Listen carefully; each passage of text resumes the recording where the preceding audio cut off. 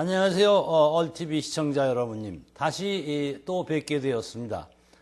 이러한 귀중한 시간을 내주신 얼TV 여러분께 감사드립니다.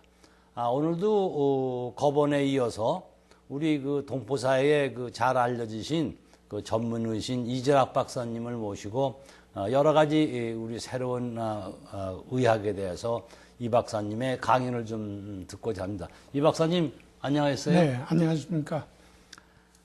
오늘 이 박사님께서 어떤 제목에 대해서 좀 말씀을 해 주시려고 하십니까?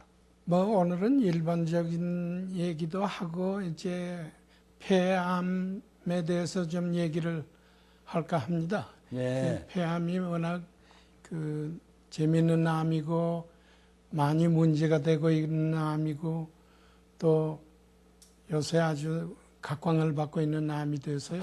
암이 각광을 받습니다. 네. 예. 고맙습니다. 그럼 참 우리 이 시청자 여러분을 위해서 폐암에 대해서 좀 여러 가지 중요한 것을 좀 말씀을 해주시죠. 네. 폐암이 유일하게 암이 지금 100여 가지가 넘는데 그 중에서 폐암만이 지난 한 4, 50년 동안 상당한 속도로 유행을 하고 있거든요. 다른 암은 지금 겁은 많이 먹고 있지만은 모두가 네. 암 자체의 그 사망률은 그렇게 많아져 가고 있지는 않습니다. 근데 폐암만은 이게 아주 이상해요. 그래서 걸리는 사람도 많고 사망률도 높고. 걸렸다 하면은 돌아가실 확률이 많다는 얘기죠. 많죠. 아마 숫자로는 지금 제일 많은 암인데, 사망률이 제일 높은 암인데, 걸려서 5년 생존율도 아마 간암이나 췌장암 다음에는 세 번째로 나쁜 암입니다. 그러니까 사망을 많이 한다는 얘기죠. 글쎄 맞습니다. 이거 폐라는 게 저희가 매일 숨 쉬는데 직접 외부하고 접촉이 되는 그런 기관인데 그렇죠. 참 겁나는 네, 말씀입니다. 그래서 이 폐암은 환자도 많이 고생을 하고요. 왜냐하면 이런 말이 있지 않습니까? 이 세상에 있는 물체 중에서 그 물체의 강도에 따라서 우리의 필요한 그 정도가 달라지는데 무슨 얘기냐면 물하고 공기하고 따지면 물은 한 일주일이나 열흘 없어도 살지만은 공기는 한 3분밖에 없으면 못 살고 그 다음에 물 다음에는 나무고 돌이고 그 다음에는 은은 한 10년 이상 없어도 살고 금은 한 25년쯤 없어도 살고 또 제일 단단한 게 다이아몬드라고 그러는데 다이아몬드는 한 70년 없어도 사는데 저 같은 경우에는 일평생 없어도 다이아몬드 없이 사는데 아니 사모님 안 사드렸어요? 그저 어떤 분은 한 10년도 없어서는 못 사는 분들이 많아요. 근데 이렇게 이 폐암이 이렇게 사망률이 높은 이유는 일찍 진단을 못해 그런 겁니까? 아니면은 네, 그런 점도 많이 있고 또 폐암 자체의 그 치료가 어려운 점도 많이 있고 치료가 어렵다. 네. 예. 그 두 가지로 생각을 할 수 있고 또 여성에게도 지금 폐암이 한 10년 전부터 이 유방암의 사망률을 능가를 해서 지금 사망률 제1위가 폐암이거든요. 그래서 이것도 이제 무서운 암이 됐습니다. 부인께도. 네, 부인께서요. 네. 그럼 유방암에 걸렸다가 그 암이 폐로 전이가 되면 그것도 폐암이 되는 겁니까? 그렇지는 않고요. 이제 네. 폐암 전체를 나눌 때 이제 두 종류로 나누는데 폐는 다른 암이 제일 빨리 또는 잘 가는 전이 부이기도 하고 또 폐 자체에서 원발성암이 제일은 아니지만은 암 발생률은 전립선암 다음으로 가는 아주 발생률이 높은 암인데 사망률은 전립선암의 몇 배가 되니까 사망률은 암 전체 중에서 제일이죠. 그러니까 다른 데서 오기도 쉽고 또 거기서 생기기도 쉽고 이런 암입니다. 고맙습니다. 그럼 우리 이 박사님 이 피암에 대해서 뭐 증상이나 뭐 검사법이나 뭐 하시고 싶은 말씀 없으세요? 많습니다. 근데 폐암은 역사가 더 재밌어요. 역사가요? 검사법이니 증상이니 이런 거는 참 사람을 디프레스하게 아주 우울증이 들게 만드는 그런 병인데 폐암 자체의 얘기는 담배하고 아주 직접적인 연관이 있기 때문에 폐암의 역사는 담배, 광고, 또 흡연율 이것과 관계가 돼서 아주 의학계에도 그 얘기가 많습니다. 폐암에 대한 얘기는. 한 가지 생각나는 예는 50년대 중반에 세계적인 그 폐암 수술을 하는 미국 보스턴에 있는 의사가 있었는데 이 양반이 일본에 가서 강연을 했어요. 한 청중이 의사들 청중이 한 500명 모인 큰 강당에서 강연을 했는데 이 양반 강연이 그때 폐암하고 담배하고의 관계였었는데 담배가 폐암의 직접적인 원인이 된다. 그래서 폐암 안 걸리려면 담배를 피우지 말아야 되는데 하고 수술하는 방법이니 이렇게 한참 1시간 반 강연을 하고 있는데 그 강연 도중에 이 양반이 이런 얘기를 했어요. 제가 세계 여러 나라에서 강연하고 다녔지만은 대부분 강연이 이때쯤 되면 담배 연기 때문에 그 스크린도 잘 안 보이고 슬라이드도 안 보이고 또 청중의 얼굴도 잘 안 보이고 청중은 이제 강의하는 사람의 얼굴도 잘 안 보이고 이랬더랬는데 일본에 와서 이렇게 강연을 하니까 담배 피우는 사람들이 이렇게 없고 그래서 일본 의사들이 그 정도가 이렇게 높은 줄은 모르고 참 존경스럽다고 이런 얘기를 이 양반이 일본말로 했거든요. 근데 통역이 그 얘기를 하기 전에 이 양반이 얘기 끝에 Thank you very much 이랬단 말이에요. 그러니까 일본 사람들이 청중에 한 500명 중에서 뭐 대부분이 Thank you very much는 아니까 그 강연이 끝난 줄 알고 모두 박수를 쳤거든요.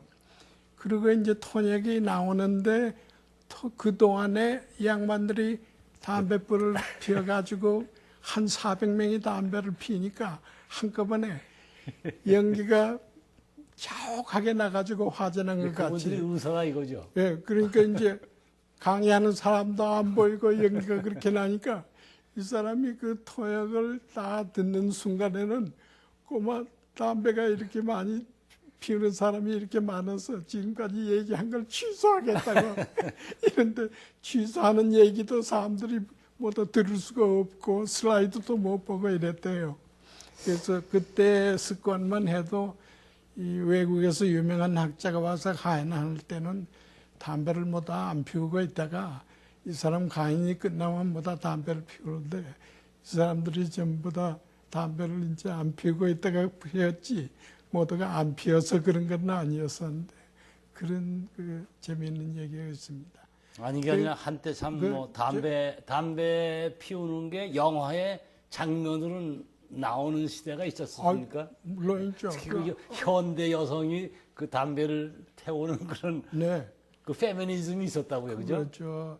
이 에르나 루즈벨트 대통령 그 부인이 2차 대전 때 대통령 부인인데 이 양반이 이제 파브릭으로 이제 여성이 담배 피운 제1호가 됐더랬었고 또 그 함프리 보가트가 담배 피우면서 아주 그냥 의시되는 장면이 유명한 그 사람의 이 트레이드마크인데 이 사람이 그 담배 세계적으로 유명한 그 폐암 수술하는 수술한 그 의사하고 비슷한 무렵에 50년대 중반에 담배 때문에 이제 후두암이 걸려서 폐암은 아니고 후두암이 걸려서 죽은 일이 있습니다. 참 그 담배 얘기가 나오면 아마 우리 시청자 여러분 한 분 한 분이 하실 말씀이 많으실 거예요. 많죠. 예. 근데 한 회장은 어떻게 됐어요? 언제까지 담배 피우셨습니까? 저는 한 3년 전서부터 담배를 줄이기 시작을 했습니다. 네. 그래가지고 3년밖에 안 됐어요. 3년밖에 안 됐어요. 상당히 늦었는데요. 근데 본래 제가 이 직업상 그랬는지 모르는데 제가 집에 오면은 담배는 안 태웁니다. 네. 그리고 이제 회사 가면은 그 첫 번째 이제 커피를 그 이제 브레이크 타임이 한 10시쯤 되잖아요. 그때 바깥에 나가서 그때는 사무실은 지금 사무실에서 태웠죠. 네. 근데 그때 그래서 많이 태우는 편은 아니었어요. 네. 근데 지금도 막말로 누가 공짜 담배니까 태워라 그러면은 그 친구하고 말하는 그 재미 때문에 말이죠. 네. 이 태우는 경우가 있습니다. 네. 그러나 이제 참 좋지 않은 습관이기 때문에 그 버려야 된다고 생각합니다. 고등학교 때는 그 클래스메이트에 얼마쯤에 담배 피우고 있었어요, 그때는? 아닙니다. 저는 담배를 배우게 된 동기가 군대 가니까 담배가 공짜로 나와요. 그렇죠. 네, 그러니까 공짜로 나오는 걸 저는 그냥 줘버려서 안 태우고요. 네. 그래서 나중에 가만히 생각하니까 그것도 또 우습더라고요. 네. 그 뭐 인심 쓰는 것도 아니고 말이죠. 네. 그래서 그때 군대 가서 처음 담배를 피기 시작했습니다. 요 군대하고 담배는 역사적으로 유명합니다. 퍼싱이 1차 대전 때 미국 이 구라파에 가 있는 미국 장군 사령관이었는데 이 사람이 본국에다가 지원을 할 때 담배를 하고 식량하고 탄약하고 한꺼번에 지원을 해달라고 그랬고 담배가 안 오고 식량하고 탄약만 오면 받지를 않았다고 그래요. 그 정도로 담배가 같이 와야 예. 그렇게 아주 1차 대전 때부터 담배가 그랬더랬고 또 2차 대전 때는 미국의 그 군인 그 징병 제도가 있었는데 담배 농장의 농부들은 징병이 면제됐습니다. 국책 산업에 속하는 그 중요한 물건이었었기 때문에요. 그런 아주 재미있는 얘기가 있습니다. 아마 카나다 온타리오의 그 남부 지역에는 그 담배가 일종의 그 중요한 그 수확물의 하나였다고 이제 기억을 합니다. 아니, 물론이죠. 네, 근데 그거 이제 대체하는 그 곡물로 이제 나중엔 뭐 콩을 심고 뭐 이제 또 뭐 이렇게 이런 얘기 들었습니다만 아무튼 이 박사님 말씀을 제가 어떻게 생각하냐면은 이 폐암이 참 무서운 질병이라는 말씀과 또 그 원인이 된 그 담배에 대해서는 흡연에 대해서는 좀 우리들이 모두 다 함께 그 생활 태도를 바꿔서라도 끊는 게 좋지 않느냐 이렇게 몇 년 전 얘기인데요. 한국의 고등학교 3학년 학생의 40%가 담배를 피우고 있다고 그랬어요.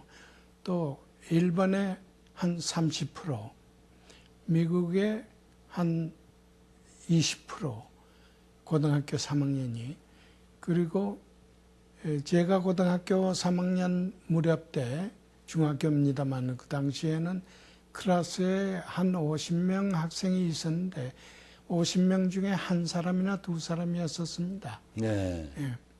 그래서 이제 조회 때 검사를 하는데 뭐다 포켓에서 물건을 내놓고 이제 운동장에 서 있으면 선생이 지나가다가 그 중에 이제 담배가 걸리면 그 친구가 따구를 한 대씩 맞고 일제시냅니다마는 그런 일이 있었고.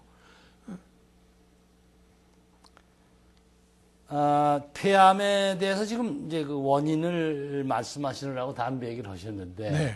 뭐 다른 말씀 또 저희들이 좀 알아야 할 거 없습니까? 뭐 담배 얘기는 더 많죠. 예, 그죠. 담배 선전하시는 걸로 되면 어떡합니까? 예, 저는 담배를 언제 배웠는가 하면 미국에서 레지던트를 할 때 네. 이제 그 레지던트가 3년인데 그 중에서 3개월은 병리실에 가서 3개월 동안 허미경만 들여다볼 때가 있었습니다. 아침부터 저녁까지. 그 임상에서 바쁘게 돌아다니다가 검사실에 가니까 허미경만 보는 거는 아주 휴가 온 것 같더라고요. 그래서 앉아가지고 허미경만 보는데 커피 옆에 있고 허미경이 있고 있으니까 자연히 담배를 피게 되더라고요. 그래서 그때부터 배웠는데 한때 하루에 2가까지 올라갔습니다. 많이 드셨네요. 예. 예, 많이 드셨어요. 그래서 그 후에 배우다가 이제 다시 임상에 와서 환자 보기 시작해서는 담배를 또 한꺼번에 딱 끊었습니다. 저희 요새는 담배 피우면 괄세를 받아서요. 그 시내에 나가도 그렇고 식당에 요새도 그렇고 뭐 저 아는 사람 한 분은 한국 그 커피숍을 하고 있는데 거기서 담배를 못 피게 되니까 커피숍에 그 손님이 줄어들어서 커피숍의 수입이 반으로 떨어졌대요. 뭐 그런 것도 있을 겁니다. 그 아주 네. 불평이 담배 네. 끊는 그 담배 그 금연법에 대해서 불평이 많습니다. 사실 저는 무슨 생각을 하고 있냐면 그 담배 끊으시는 분들을 위해서 담배 그 흡연 관계 얘기하시면 또 이분들이 이 담배 생각을 또 하실까 무서워서 네. 제가 그럴 거 하나 할까요? 네. 그런 아무튼 폐암에 대해서 뭐 그 검사법 같은 게 있습니까? 많습니다. 네. 그 검사법이 폐암의 치료법만큼 어려워요. 그런데 폐암은 증세가 그 종류가 폐암 종류가 또 여러 가지 있기 때문에 그 종류에 따라서 증상도 다르게 나옵니다. 그래서 진단도 어렵고 이제 크게 나뉘어서 이제 옷셀 카르시노마라고 이제 조그마한 소세포형이 있는데 그 소세포형은 반 이상이 진단 났을 때 벌써 전신에 퍼져 있기 때문에 아주 악성이고 진도도 빠르고 진단도 나왔을 단계에서 어렵고 그런 세포는 증상도 뭐 빨리 나오지 않죠. 그리고 이제 그 다른 그 비소세포 이것은 담배 피우는 사람한테 많이 오고 초기에는 기침이 납니다. 기침 나는 것이 한 3주일 계속이 되는 분이 이유 없이 기침이 나면 우선 폐암을 걱정할 필요까지는 없지만은 병원에 가서 검사는 받아볼 필요가 있습니다. 네, 그러면 그 기침이 말씀하시는 기침이 그 소위 그 웨트라고 그럽니까? 드라이 해킹. 드라이도 하고 웨트도 하고 관계없습니까? 웨트한 거는 이제 그 가래가 같이 나오는 글쎄 건데 맞습니다. 네. 그 가래 나오는 거는 또 다른 형태가 생길 때 가래가 잘 나오고 이러니까 그럼 관계없이 그 드라이한 기침이 계속해서 이제까지 안 나오던 사람이 한 3, 4주일 계속해서 나올 때는 우선 왜 나오는가, 다른 뭐가 없는가, 폐 사진만은 찍어봐야 할 것 같습니다. 네, 엑스레이 말씀하시는 거죠? 네. 그리고 그 다음에 이제 그 기침할 때 가래가 섞여 나오는지, 네, 그 가래 속에 피가 섞여 나오는지 이런 것도 그 폐암의 아주 초기라고 말할 수 없을 정도로 흔한 증상이고요. 제가 자랄 때는 이 폐암보다는 폐지스토마를 더 무서워했거든요. 폐지스토마, 폐결핵 그때는 네, 그걸 참 무서워했는데 세상이 많이 변했습니다. 예, 그것이 이제 우선 사진을 찍어가지고 폐에 음영이 있으면 한국에서는 폐결핵이라고 그래가지고 폐결핵 검사를 하는데 미국에서는 폐암이 아닌가 거기에 대한 검사를 먼저 합니다. 네, 그러니까 폐결핵은 무서워하지 그 당시만 해도 50년대 초만 해도 상당히 있었는데도 폐암을 모두 걱정하지 폐결핵은 걱정하지 않았습니다. 예, 파스하고 스트랩토마이신이 이제 나올 때지요. 개발이 됐기 네. 때문에 이제 그런 말씀을 네. 하실 수 있을 것 같습니다. 네. 그 폐암에 대해서는 상당히 여러 가지 말씀을 해주셨는데 또 뭐 말씀하실 게 그 폐암에 있습니까? 이제 폐암의 증상은 그 정도로 하고 검사 방법은 우선 뭐 피검사, 소변 검사는 원칙적으로 해야 되는 검사고 그 다음에 엑선 사진을 찍고 그 엑선 사진에 문제가 있든지 이럴 경우에는 요새로 말하면 CT 촬영을 하고 그 다음에 MRI도 하고 그 다음에 초음파 검사도 하고 그 다음에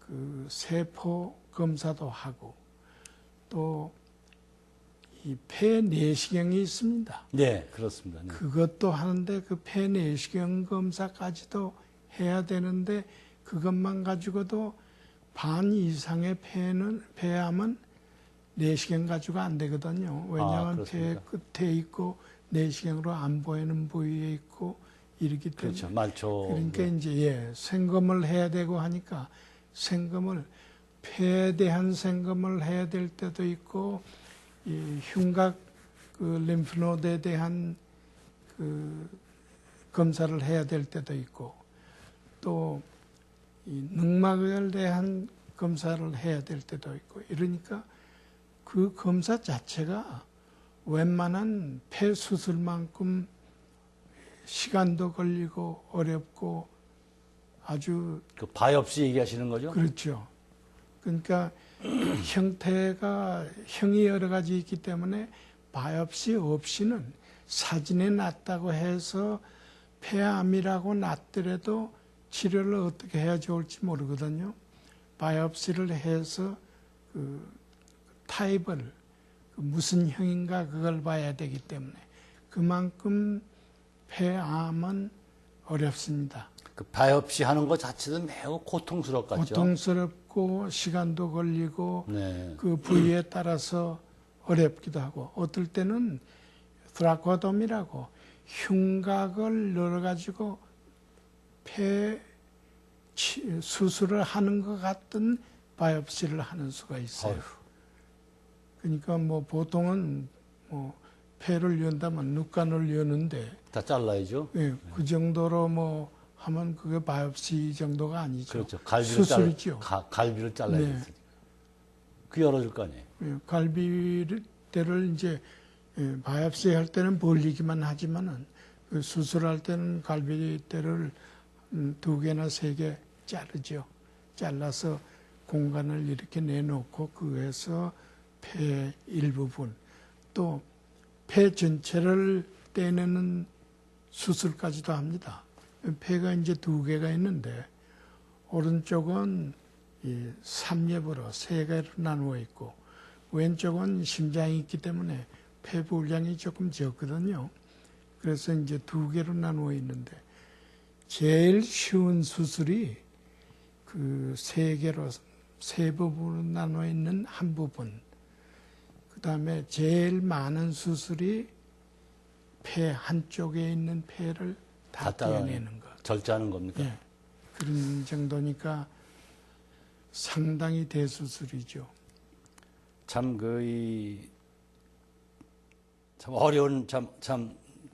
참 어려운 얘기입니다. 우리 건강을 위해서 얼마나 여러분들의 애를 많이 쓰시는데 참 폐암같이 참 노력에 비해서 별로 참 좋은 성과가 많이 안 나오고 그러는데 폐암에 쓰는 이게 수술을 하시기 전에 뭐 또 정도에 따라서 약물 치료 같은 것도 하고 그러겠죠? 수술하기 전에는 약물 치료는 극히 적고요. 네. 대개는 이제 수술 후에 많이 하는데 약물 치료도 큰 효과는 하기는 해야 되는데 효과가 다른 데보다 그렇게 많지는 않습니다. 그래서 방사선 치료, 약물 치료가 주축을 이루기는 하는데 아마 이 암 중에서 약물 치료의 약물 종류가 제일 많은 게 폐암일 것 같습니다. 제가 임상에서 볼 때만 해도 제가 직접 약물 치료는 하지는 않았는데 약물 치료하는 사람을 보면 한 10가지 정도의 약물을 컨비네이션을 가지고 치료하는데 약물 종류가 많다는 거는 한 가지도 잘 안 듣는다는 얘기거든요. 제대로 안 듣는다는 얘기죠.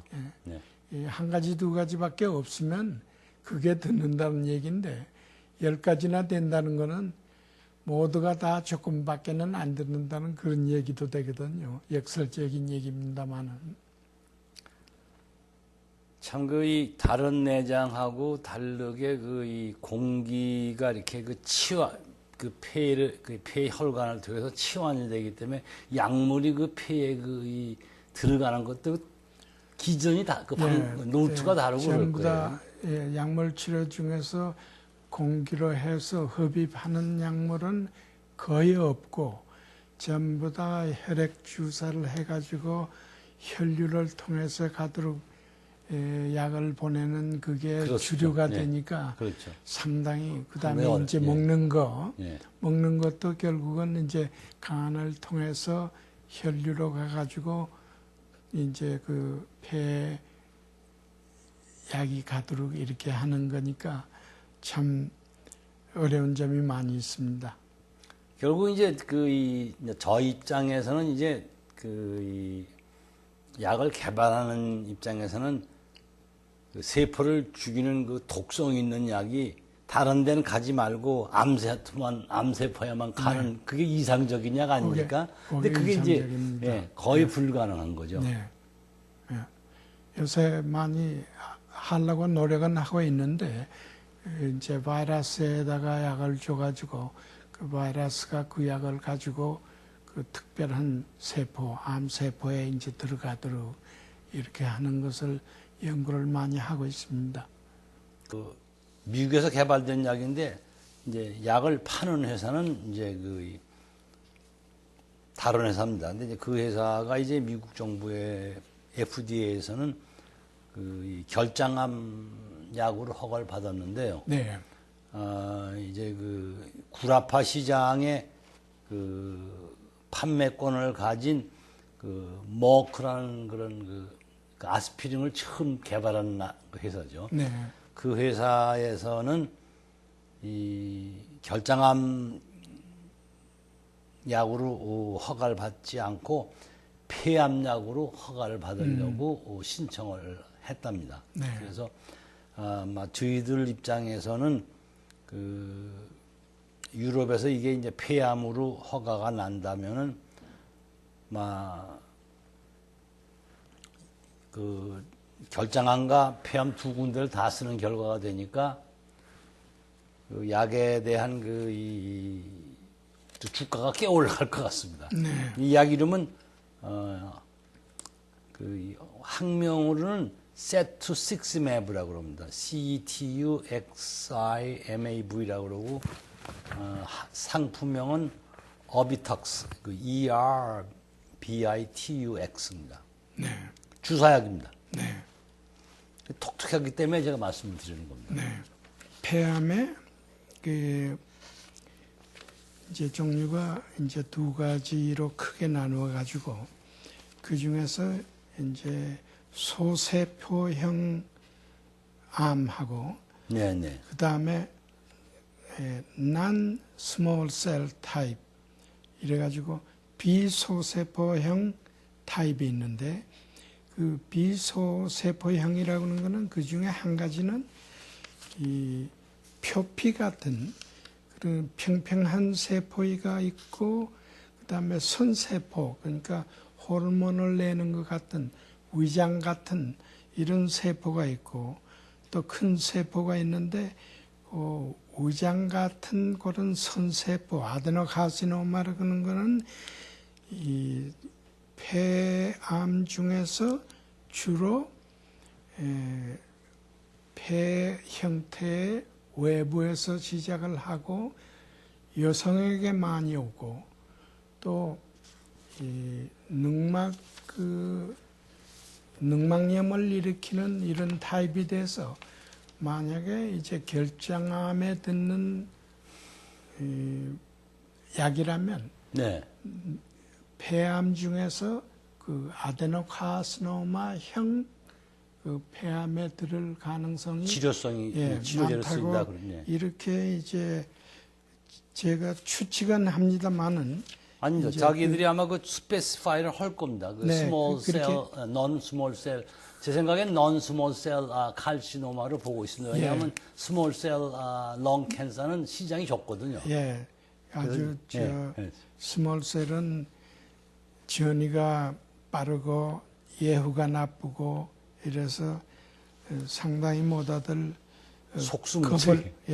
겁을 먹고 있는 그런 세포형이거든요. 네, 네. 예, 그럼 그 암에 대해서는 오늘 이 박사님께서 폐암에 대해서 그 여러 가지 말씀을 해주셨는데요. 네, 이제 계속해서 제가 이 다양한 이 제목을 가지고 이 박사님과 좀 대화를 나누겠습니다. 네, 전부 이 8월 달하고 9월 초순에 발표된 그 연구 결과를 요약해서 이제 말씀을 드리겠습니다만은, 첫 번째 제 눈에 띈 것이 이제, 이 박사님 저 자체가 이제 노인이 이제 돼가기 때문에 퇴행성 이 시력 상실의 위험이 이제 높아지지 않습니까? 네, 아마 한국 분들 중에서 이걸 이제 매큘라 디제너레이션에 의한 시력 상실이다. 네. 뭐 이게 이제 그게 지금 그 망막장애의 한 종류인데요. 네, 이 사람이 그 시력을 잃을 때 맹인이 되는 원인의 두 번째로 많은 병입니다. 네. 아무튼 첫 시청자는 번째는- 이거 잘 들어두세요. 이게 아주 중요한 얘기입니다. 첫 번째는 당뇨로 인한 실명이고 네, 네. 두 번째는 지금 얘기하는 그 망막 네, 퇴행성. 변인데 네. 매큘라 디제너레이션이라고 네. 있는데 아주 무서운 병이고 많이 오는 병입니다. 그래서 이제 이번에 이 얘기가 왜 나왔냐면 학자들이 여러 가지 얘기를 합니다만 이제 이렇게 내 뒷 배경을 보면 블루베리, 아티초크는 제가 한국말로 뭐라 하는지 제가 미처 사전을 못 찾았습니다.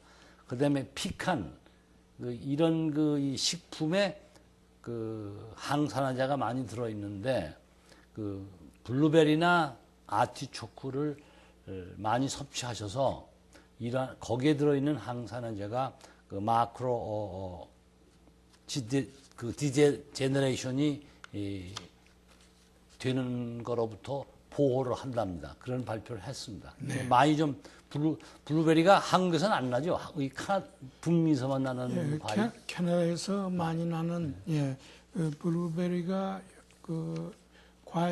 과일 중에서 상당히 비싼 거고요. 네. 요새 한국 식품점에도 많이 나와 있고 여기도 블루베리 형태로 나와 있고 또 주스로도 많이 나와 있고 주스는 오렌지 주스의 한 3배쯤 비쌉니다. 비싸죠? 예. 네.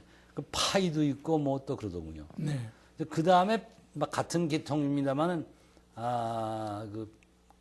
9월 달에 에피디오몰로지에서 발표한 걸로 이제 비타민 D가 부족하면은 보통 말하는 타입 2 당뇨병이요. 네. 네, 그것이 그 병을 일으키는 위험이 증가한다. 네.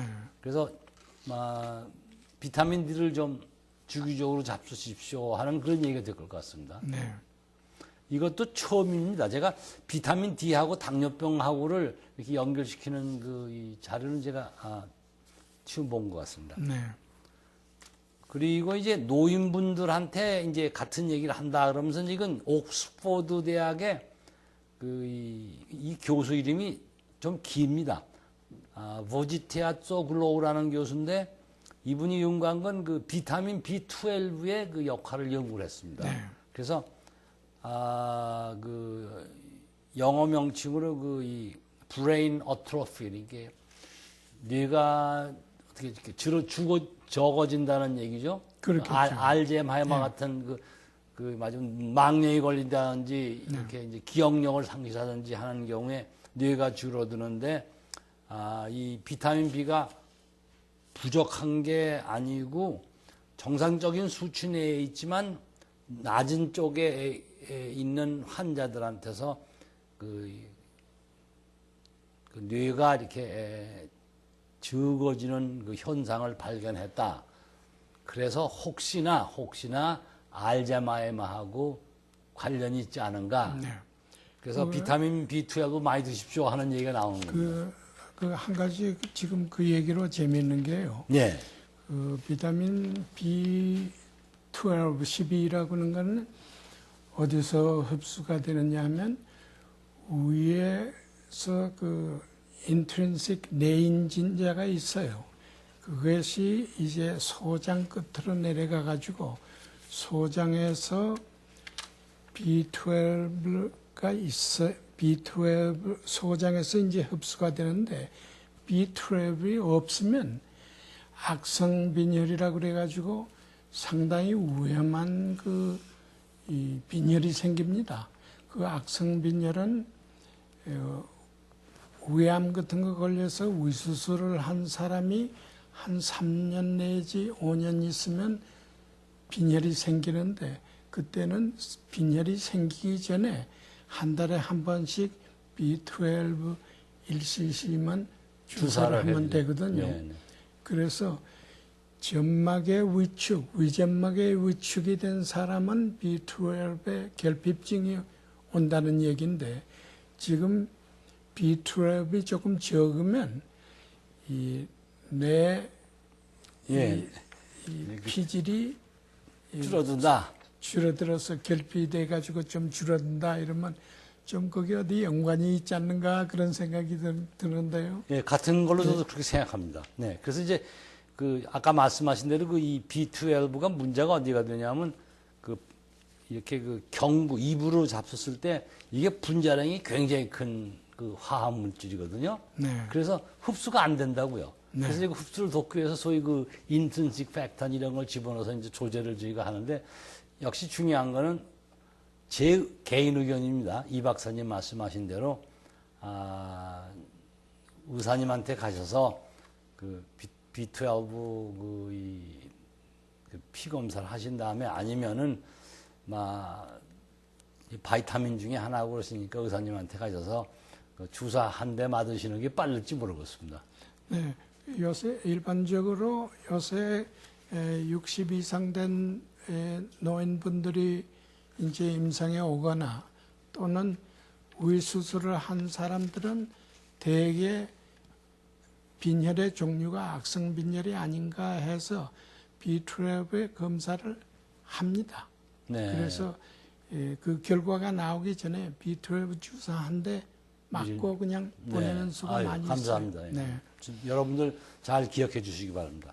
그 다음에 하나는 어피니토라는 AFINITOR이라고 그럽니다.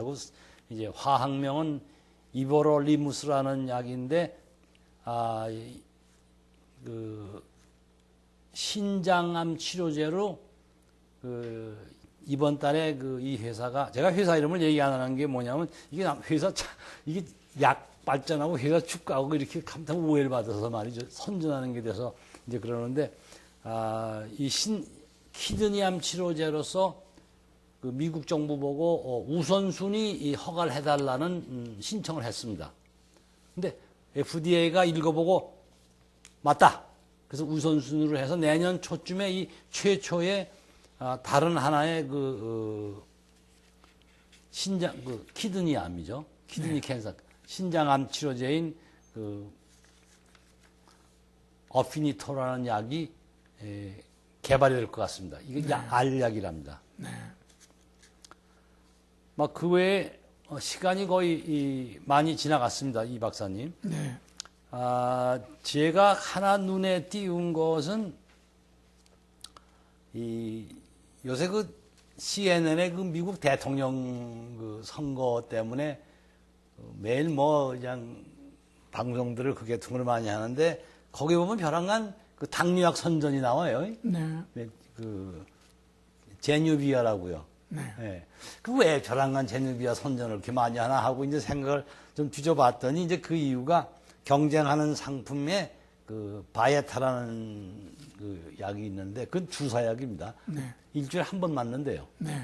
근데 이 사람들이 어떤 그 FDA 워닝을 받았냐면 추장암이 생긴다 이걸 맞으면 말이죠. 근데 그 숫자는 암이 극히 적은 걸로 나와 있습니다. 예. 그런 어쨌든 간에 추장암이 생기고 두 분이 돌아갔대요. 네.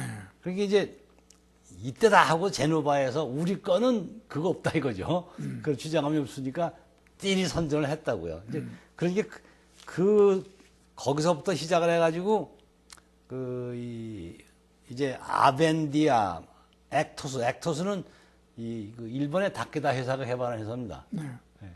지금 많이 쓰고 있죠. 예, 많이 쓰고 있죠. 예. 네. 그래서 액토스, 아벤디아 다 우리도 잘 듣는다 이렇게 얘기를 하는 겁니다. 왜냐하면 이제 이건 그 바야타하고 제누비하고 싸이 붙으니까 말이죠. 왜냐하면 바야타에서 제누비하고 그 약효 실험을 했어요.